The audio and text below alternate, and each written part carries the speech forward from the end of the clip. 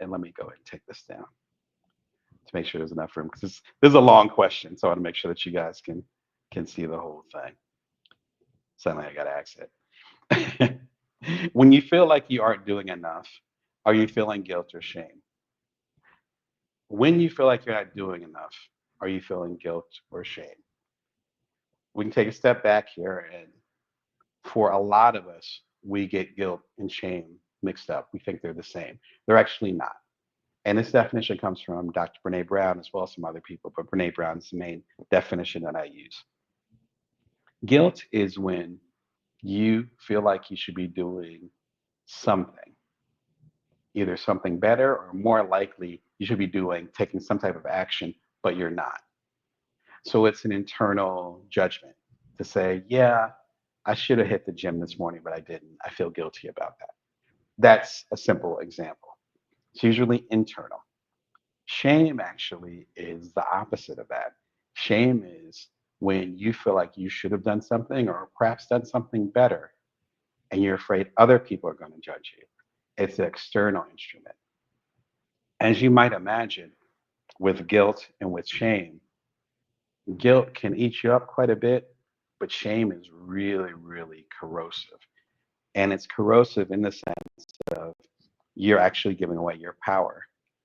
And there's always going to be, what is it, 8 billion people in the world, if not already, right? If not soon.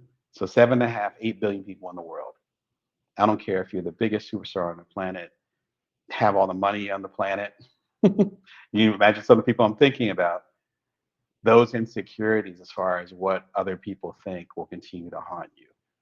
You can have the most beautiful person that you're married to or going out with or whatever. You can have beautiful kids, beautiful house, you know, straight up, what is it, talking heads. This is not my beautiful wife. This is not my beautiful house. You can go through that spiral, be through the opposite of that. And if you are conducting from a place of shame, then whatever you do is never going to be good enough because there's always going to be someone who might have an opinion. And sometimes they're actually going to have a point where you could have done better if you had different resources or had a different perspective. And sometimes that's true. But when we're run by shame, we allow that to eat us up inside. And that's what makes it so difficult to work with that, you know? There you go. My shift came from my mentor. You're okay is everyone else is fantastic.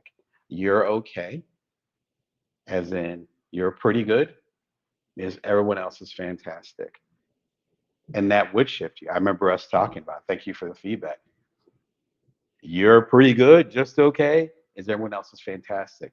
So often the measuring stick that we have, particularly if we're dealing with perfectionism, and I don't consider myself a perfectionist, but I definitely have been in that arena where I've suddenly caught myself where it's redoing something for the umpteenth time, not uploading a video for y'all, not wanting to go on live because my hair isn't perfect, like whatever, whatever. We've all dealt with those types of things. If you're not dealing with those types of things, you might not be pushing yourself enough. But if you are feeling those things, you might be going into new territory, which is where the insecurity might come from. But it's important to know if you're feeling bad because you have a higher standard for yourself, guilt, or if you're feeling bad or perfectionist about it because you're afraid that other people are going to judge you.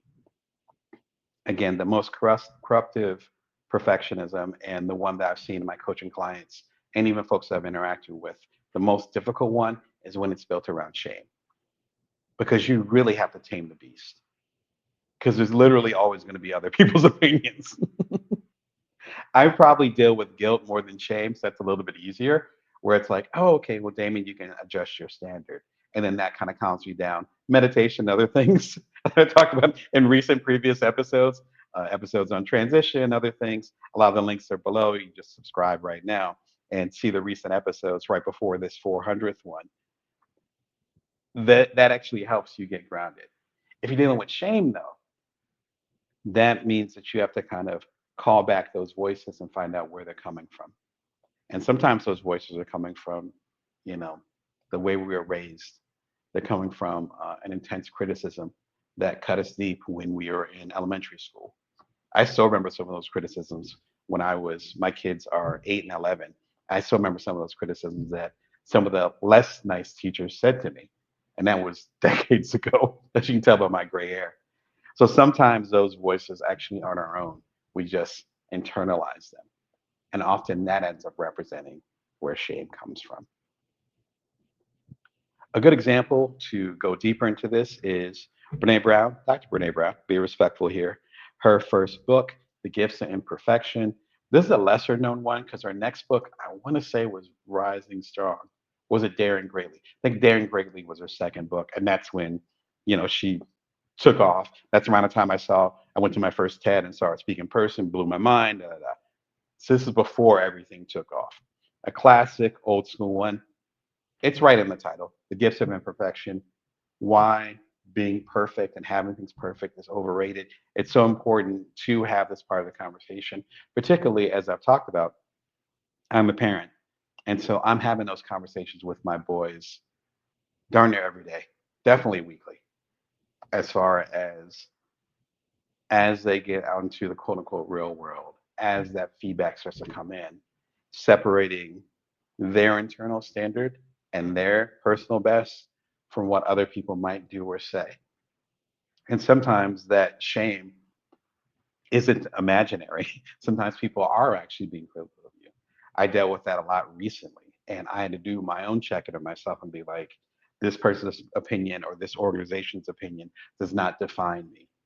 This book is into that and more. Definitely check it out. I think all of Dr. Brown's books are classic. My personal favorite is Rising Strong, but you know this one is also a classic as well.